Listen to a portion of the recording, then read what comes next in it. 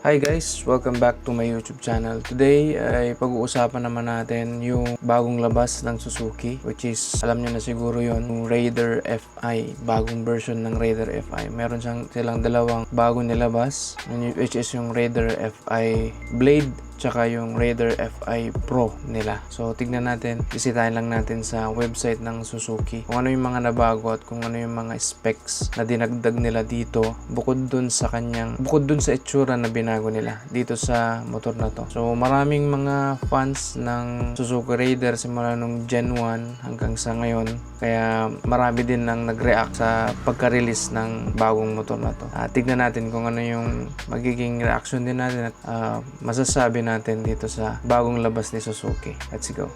So dito muna tayo.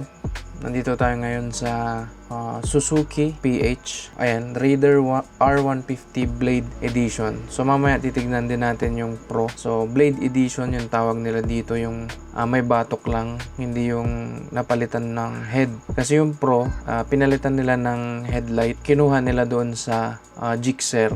Yun yung ginawa nila, no? Pero dito sa Raider R150 Blade, yun pa rin yung ulo. So dito sa kanyang design naman, makita natin na meron na siyang turn signals na nakalawit sa labas. Nakalabas na yung kanyang turn signals dito. Ayan, kung makikita nyo. Siguro yung iba magugustuhan yan, pero marami din na ayaw tong ganitong setup na nakalawit itong mga turn signals. Kasi nga, prone yan sa pagkasagi or maaring maputol kung nasagi natin. So yung lumang Raider FI kasi is integrated sa kanyang headlight yung kanyang turn signals. So siguro mas prefer ko pa din yung luma kumpara dito sa naka-oscillate na turn signals. Punta tayo sa kanyang specs. Tignan natin. Bale, ang price pala nito, SRP is 130,000 pesos. At ang kanyang fuel consumption is 43.4 liter. And then, kalagay dito Suzuki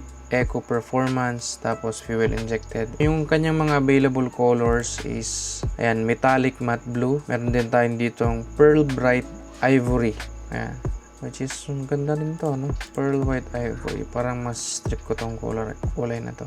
And then, meron din silang candy matte, Bordeaux red at metallic matte fibroin gray. Okay, angas din. So meron silang apat na kulay na available. Kung titignan mo dito yan sa bandang dyan, parang may hawig sila nung Fury, no? Marami kasing nagsasabi na parang naging Fury daw. Siguro may certain angle ka lang natitignan para maging kamukha siya ng Fury. Pero sa actual design naman talaga niya, hindi siya ganun kakamukha, no? Meron pa ring originality. Actually, hindi naman talaga ganun kasagwa tong batok nitong Suzuki Raider na bago eh. Ayan, may aura pa rin siya. Parang mas lalo siyang naging macho tignan. So, tignan natin dito sa harap. Meron siyang parang maliit na winglet dito, no? Ayan, meron siyang maliit na parang winglet dito, which is, ayan, parang sinusuportahan niya tong naka-oscillate na turn signals. Itong parang, winglet na to na maliit sa gilid. So, dito sa side, medyo naiba rin yung design doon sa previous model. Pero I think dito sa likod, pareho lang sila. Ayan, pareho din ng tail light. Ayan, ito lang talaga, binago nila yung batok. Halinagyan nila ng mas bukol dyan. Parang may bag na tuloy ang dating niya. Ito yung luma eh. Andito pala yung Raider Pro. Dito muna tayo sa specs ng Suzuki Raider R150 Blade Edition. Okay. So, ang kanyang engine is 4-stroke, single cylinder, dual overhead cam, liquid cooled, fuel injected, equipped with Suzuki Eco Performance, SEP. Sa Honda, may ESP Plus engine sila. Dito naman ay SEP naman, Suzuki Eco Performance. Ito yung mga product highlight, no? Power to weight ratio. Ayan, mas magaan. Ayan, meron din siyang sleeper clutch assist. S-CAS system, meron ng sleeper clutch. Ewan ko yung lumang Raider FI kung may sleeper clutch. Sa tingin ko wala pa siya. Ayan, lagay nila dito. Bago na to, bago may sleeper clutch na siya. Tsaka tong kanyang digital instrument panel, kulay blue na siya. Kasi dati is red. Red yung kanyang backlight. Tapos black yung kulay. So ngayon, inverted color na siya. Blue tapos white. Yan, which is a nice upgrade. Tapos, one action key shutter. Yung lock, I think normal lang naman tong ano na to. Suzuki Easy Start System, which is electrical start pa rin yan. Air slicing aggressive design. Yung kanyang gilid. LED, 2-pot caliper, plain like inspired winglets. Kaya pala, meron pala talaga silang nilagay na winglets. Pero hindi ko alam kung nakakadagdag ba talaga to doon sa kanyang aerodynamic o kung meron bang drag na nangyayari pag nilagyan mo. Actually, hindi siguro kasi maliit lang eh. Storage space, which is lalagyanan lang ng gloves, barya, wallet, cellphone. Yan. Seat, grab bar, disc brake, harap likod, shifter, dynamic chassis line, DC, direct current power source. Pwede ka na palang mag-charge dito sa kanyang storage space. Nandito na yung kanyang charging port. Dako naman tayo dun sa Raider Pro. Mayroon siyang animation, no? Iikot yung gulong. So, ito yung Raider Pro, the Progressive Edge. Kaya ang presyo naman niya is 146,400 pesos. So, mas mataas ng 16,400 compared doon sa Raider Blade na 130k lang. Dito sa kanya product highlight, the same pa rin sila ng engine, power to reach weight ratio, slipper clutch, meron din, may ABS, which is hindi na mention doon sa Raider Blade. Okay, so yung Pro pala nila, meron ng anti-lock braking system. Tapos, yung digital nung Blade tsaka nung Pro magkaiba. Ayan, sabi dito, full digital instrument panel with smartphone connectivity by Suzuki Ride Connect App. Parang sa Yamaha siya, sa mga NMAX yung Yamaha, yung Y-Connect, Yamaha Connect niya. Dito rin, Suzuki Ride Connect App. Meron na silang ganun din dito. Pero I think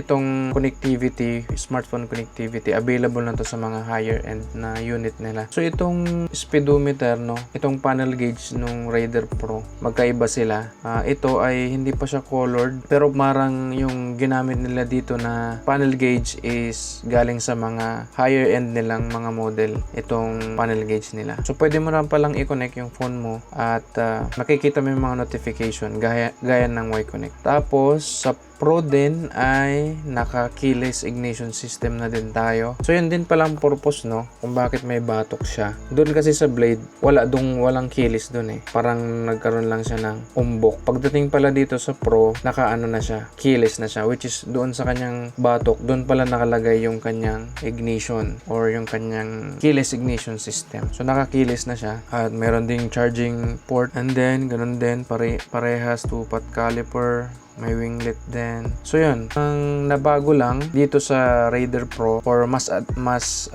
lamang ng Raider Pro sa Raider Blade is itong Suzuki Ride Connect App o yung smartphone connectivity nila. Tapos yung kanyang keyless ignition system, keyless na siya, at meron na rin siyang anti-lock braking system sa harapan. So sa likod, kasi kung meron sa likod, sasabihin nila yan na dual channel ABS. So sa harapan lang siya, meron siyang ABS sa harap. So yun lang yung advantage niya sa Raider Blade. So tignan natin yung design niya, no. So itong Raider Blade is meron lang siyang dalawang kulay na available. Yellow, Tech Yellow, tsaka itong pula, Candy Matte Vortex Red. Honestly, sa design guys, mas gusto ko yung design ng Raider Blade. Kaya kung pipili ako dito sa dalawa, mas gugustuhin ko yung design ng Raider Blade. Hindi dahil mas mura, kundi dahil dito sa kanyang headlight. Kinuha nila yung headlight ng Gixxer at nilagay nila dito. Para sa akin, very wrong move na ginawa ng Suzuki yun, kasi maraming Raider FI fan, maraming umiidolo dito sa motor na to, nakasubaybay sa motor na to, at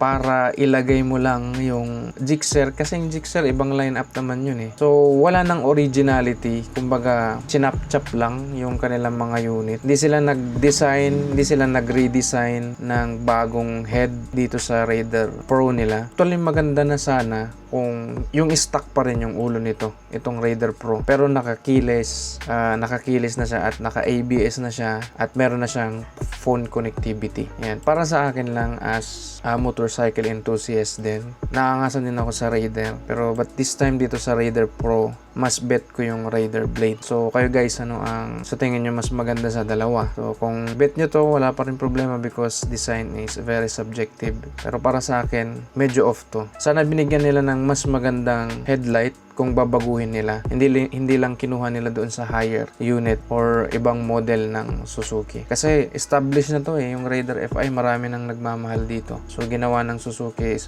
very bad move para sa Raider FI nila. And siguro katagalan, gaganda rin siguro. Pero para sa akin, mas gusto ko yung Raider Blade. Kasi kung titignan mo dito, yan para natapos yung mukha niya. Malayong malayo doon sa Raider Blade. Yan kung kaya, pero kung gusto niyo naman, bili kayo ng Raider Blade, which is magkakaroon kayo ng keyless at ABS. Tanggalin yung ulo ng Gixxer, ipalit nyo yung ulo ng Raider. So yun, isa yun sa pwede nyo magawa. O at least naka-keyless na kayo at may ABS na rin kayo. At meron na rin kayong smartphone connectivity. I think that's all. At what you guys think, comment down below kung ano yung iniisip nyo para dito sa Raider FI. Kung meron ba kayong pera, alin sa dalawang bibilihin nyo, alin sa dalawa yung pipiliin nyo as your motorcycle. Yun guys, thank you guys for watching. And see you guys on the next video. Ride safe and God bless.